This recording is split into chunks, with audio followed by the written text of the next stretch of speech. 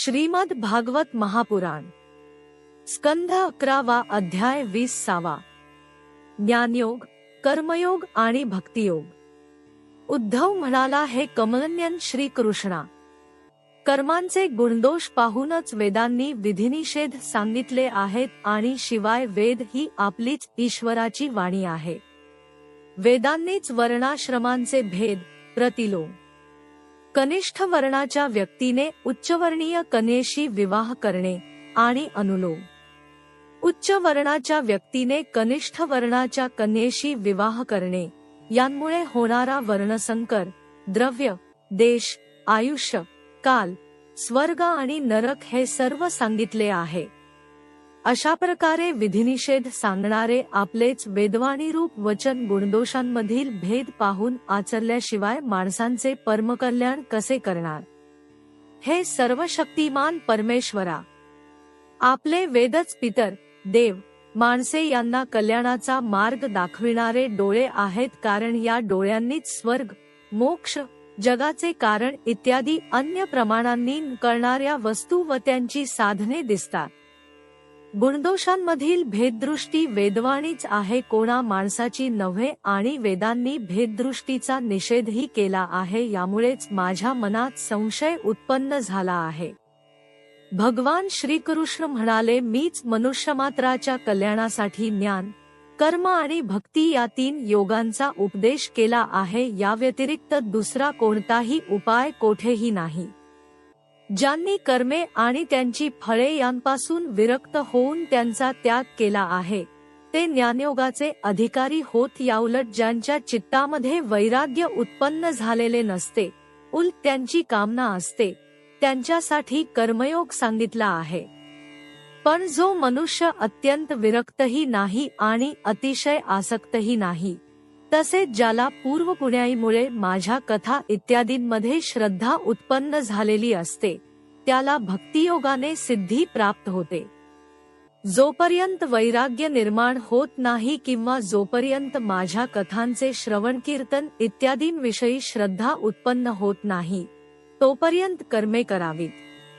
उद्धवा, आपापल्या वर्णाश्रम धर्मानुसार फळाची आशा न करता यज्ञादी सत्कर्मे केली आणि निषिद्ध कर्मे केली नाही, तर त्याला स्वर्गनरकात जावे लागत नाही। आपल्या धर्माच्या ठिकाणी निष्ठा ठेवणारा या देहात राहूनच निषिद्ध कर्मे करण्याने पवित्र होतो, त्याला विशुद्ध ज्ञान प्राप्त होते, किंवा त्याचे भाग्य असल्यास त्याला माझी भक्ती प्राप्त होते। स्वर्गातील देव आणि नरकातील लोकसुद्धा या मनुष्य देहाची इच्छा करतात, कारण हे शरीरच ज्ञान किंवा भक्ती यांचे साधन आहे। स्वर्गीय किंवा नारकीय शरीरे फक्त भोगसाधने आहे। विचारवंताने स्वर्ग, नरक किंवा या देह यांपैकी कशाचीही कामना करू नये, कारण देहात अहंबुद्धी बाळगल्यामुळेच त्याच्याकडून प्रमाद घडतात।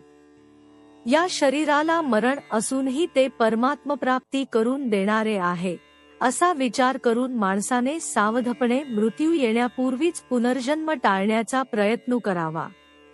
हे शरीर एक वृक्ष आहे, यावर घरटे तयार करून जीवरूपी पक्षी त्यात राहतो। पक्षी जसा तुटणारे झाड सोडून सुरक्षित जागी उडून जातो, त्याप्रमाणेच या शरीरवृक्षाला सुद्धा यमासारखे निर्दय पुरुष रात्रंदिवस तोडतच असलेले पाहून व त्यामुळे आपले आयुष्य क्षीण होत असलेले जाणून विषयलंपट नसलेला जीव भयकंपित होऊन शरीराची आसक्ती सोडून देतो व परमात्मतत्व जाणून घेऊन शांत होतो।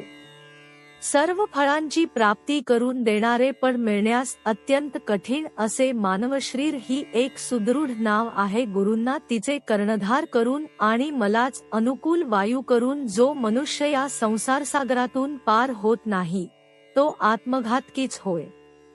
कर्मामध्ये दोष पाहून त्यांचा उग आल्यामुळे विरक्त झालेल्या योग्याने इंद्रियांवर ताबा मिळवून अभ्यासाने आपले मन स्थिर करावे।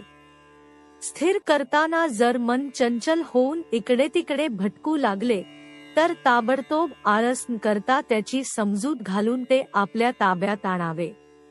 इंद्रिये आणि प्राण यांच्यावर विजय मिळवून मनाच्या हालचालींकडे दुर्लक्ष करू नये। नंतर सत्वसंपन्न बुद्धीने मनाला आपल्या ताब्यात घ्यावे।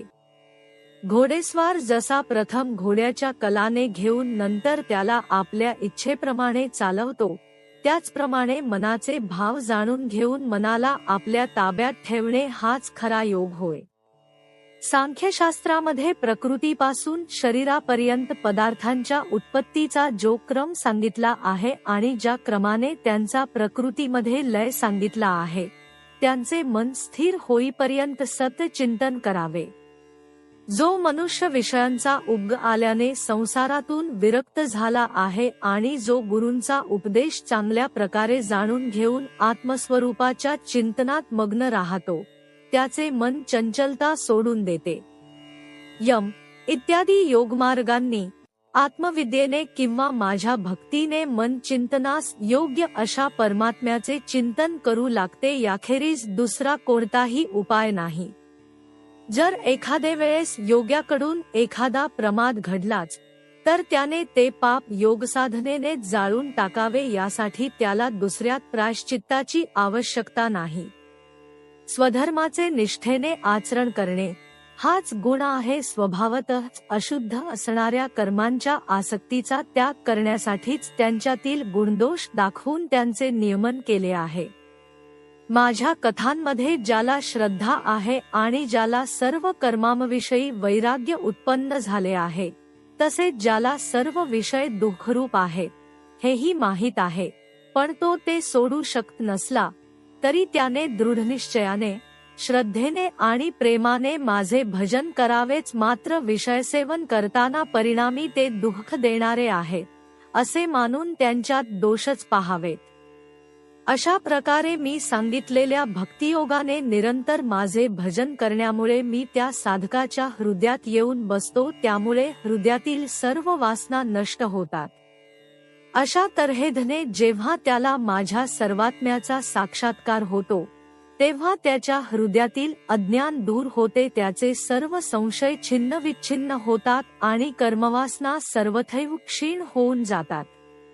असा माझ्या भक्तीने युक्त असलेला जो योगी माझ्या चिंतनात मग्न राहतो, त्याला ज्ञान किंवा वैराग्य नसले तरी इहलोकी त्याचे कल्याण निश्चितपणे होते.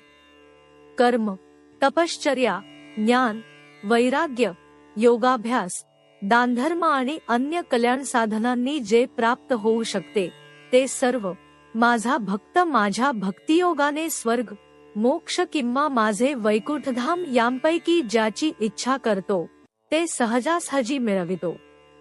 माझे अनन्य प्रेमी, धीर, साधू भक्त स्वतः तर कशाचीच इच्छा करीत नाहीत, किंबहुना मी त्यांना कैवल्य किंवा पुनर्जन्माचा अभाव जरी देव केला तरी तो सुद्धा ते घेऊ इच्छित नाहीत.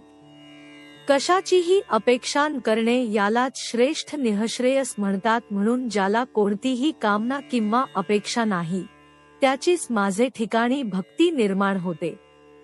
जे बुद्धीच्याही पलीकडे असलेल्या परमात्मतत्वाला प्राप्त झाले आहे, त्या माझ्या समदर्शी महात्म्यांचा आणि माझ्या अनन्यप्रेमी भक्तांचा या विधिनिषेधांद्वारे होणाऱ्या पुण्यपापांशी काहीही संबंध असत नाही. अशा प्रकारे जे लोक मी सांगितलेल्या या ज्ञान, भक्ती आणि कर्ममार्गाचा आश्रय घेतात, ते माझ्या परमकल्याण स्वरूप अशा धामाला प्राप्त होतात, कारण परब्रह्मतत्व त्यांनी जाणलेले असते. अध्याय 20 समाप्त.